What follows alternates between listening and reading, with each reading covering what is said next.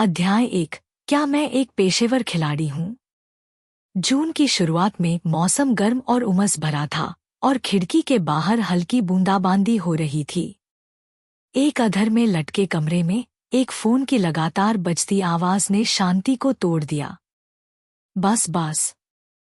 फांग हेंग बिस्तर पर फैला हुआ था, आधा सोया हुआ, अपने आप से बड़बड़ाते हुए, चुप रहो, उस शोर को बंद करो।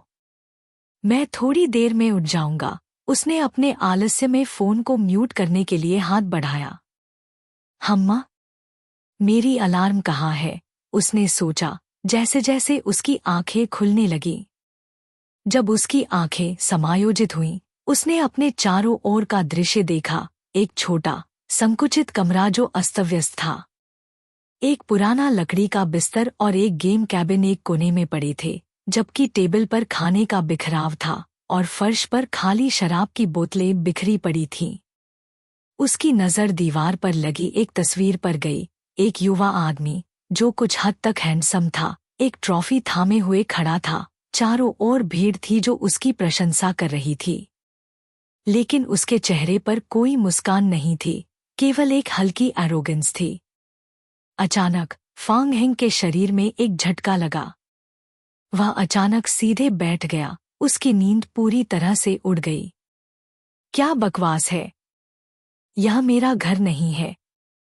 एक पल में फांग हेंग के दिमाग में अराजकता की लहर दौड़ गई। जिस शरीर में वह था, उसका नाम भी फांग हेंग था, लेकिन उसकी जिंदगी की सच्चाइयां एकदम भिन्न थीं। क्या उसने कल रात आत्महत्या की? क्या मेरी आत्मा इस शरीर में चली गई? फांग हेंग सोच रहा था, अपनी नई स्थिति को समेटते हुए। बस। फोन फिर से उसके हाथ में वाइब्रेट हुआ। उसने झिझकते हुए कॉलर आईडी देखा। बड़ी मुसीबत, स्क्रीन पर धुंधला दिखाई दे रहा था।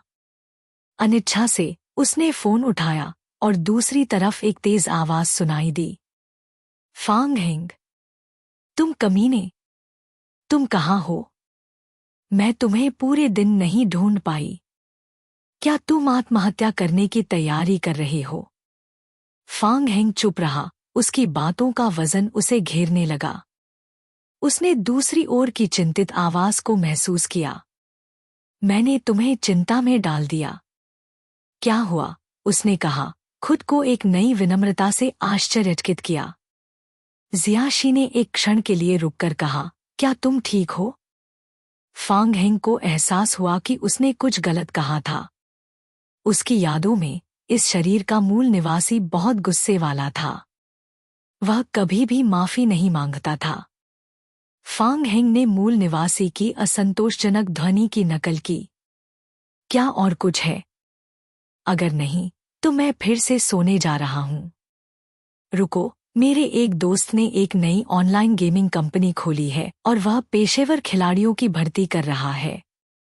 उसकी कंपनी बहुत बड़ी है और फायदे बहुत अच्छे हैं। जियाशी ने धीरे से कहा, मैंने कल तुमसे संपर्क नहीं किया, इसलिए मैंने तुम्हारा रिज्यूमे पहले ही भेज दिया। इंटरव्यू का समय कल दोपहर तय किया गया है। Gaming company? एक पल के लिए फांग हेंग के मन में तस्वीरें दौड़ गईं। वह फिर से उस तस्वीर पर नजर डालता है जो दीवार पर थी। इस शरीर का मूल निवासी एक समय का पेशेवर खिलाड़ी था, जिसने अपने देश का प्रतिनिधित्व किया था और अंतर्राष्ट्रीय प्रतियोगिताओं में अच्छे परिणाम प्राप्त किए थे।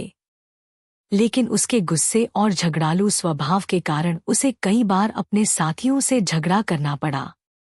अंततः अपनी प्रेमिका को खुश करने के लिए वह मैच फिक्सिंग में शामिल हो गया और उसके क्लब के परिणामों में गिरावट आई। जल्द ही उसके झगड़े और मैच फिक्सिंग के मामले इंटरनेट पर फैल गए और प्रबंधन ने उसे क्लब से निकाल दिया।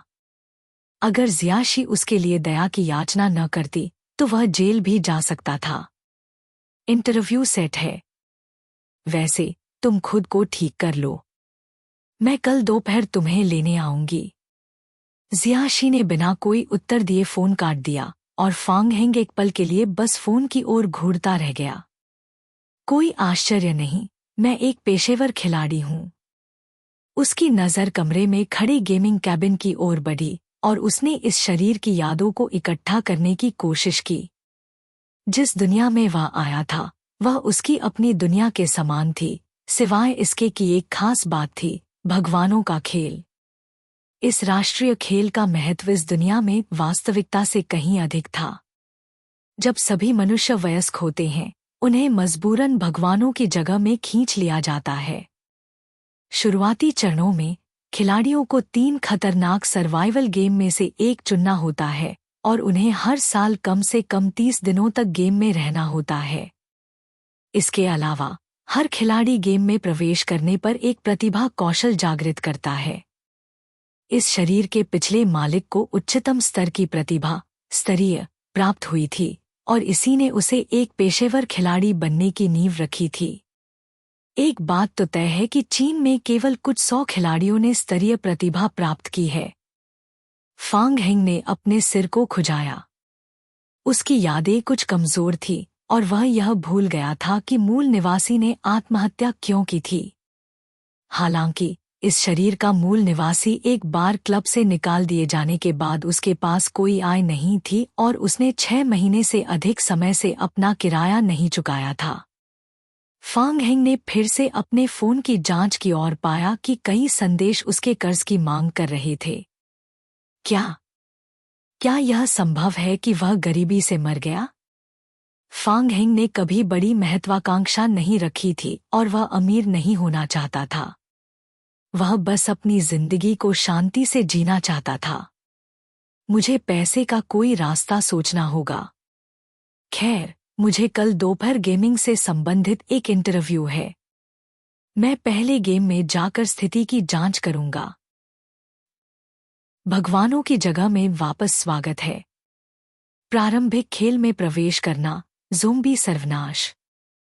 खेल की दुनिया एक वैकल्पिक वास्तविकता मानी जाती है। जब खिलाड़ी खेल की दुनिया में प्रवेश करते हैं, अगर वे मर जाते हैं तो वे आध्यात्मिक स्थिति में लौटते हैं और भगवानों की जगह में खींच लिए जाते हैं। अगर वे बिना विशेष उपकरण या कौशल के लगातार 3 बार मर जाते हैं तो उन्हें भगवानों की जगह द्वारा खा लिया जाता है और पूरी तरह से नष्ट कर दिया जाता है। जब वह खेल में प्रवेश करता है और अपनी आंखें खोलता है तो उसके सामने एक डरावनी पीली सूरत नजर आती है। फका। फांग हेंग इतनी चौंक गया कि उसने 2 कदम पीछे हट गया। क्या भूत है? आत्मा में एक पल बाद उसे एहसास हुआ कि यह ज़ोंबी उसकी क्लोन है। ओह हाँ, स्तरीय प्रतिभा। फांग हेंग ने अपने कैरेक्टर पेज को खोला और अपनी प्रतिभा कौशल का अवलोकन करने की कोशिश की। प्रतिभा कौशल, ज़ोंबी क्लोन। प्रतिभा स्तर S। प्रतिभा वर्णन, आपके पास एक स्थायी ज़ोंबी क्लोन है। ज़ोंबी क्लोन मुख्य शरीर के 39.5% गुणों के साथ और मुख्य शरीर के HP का 780% अतिरिक्त रखता है। यह मुख्य शरीर की कुछ मूलभूत कौशल और स्थायी कौशल को विरासत में लेता है।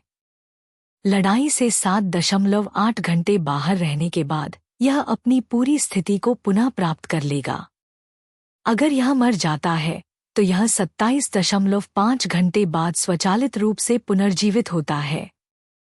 अतिरिक्त विवरण, अपने खिलाड़ी के स्तर को बढ़ाने पर ज़ोंबी क्लोन गुणों का उच्च प्रतिशत प्राप्त करेगा और पुनर्जीवन के समय को कम करेगा। यह स्तरीय प्रतिभा बहुत मजबूत नहीं लगती, फांग हेंग ने खुद से कहा और खेल के विवरण को बंद कर दिया। उसे याद था कि ज़ोंबी क्लोन में सोचने की क्षमता नहीं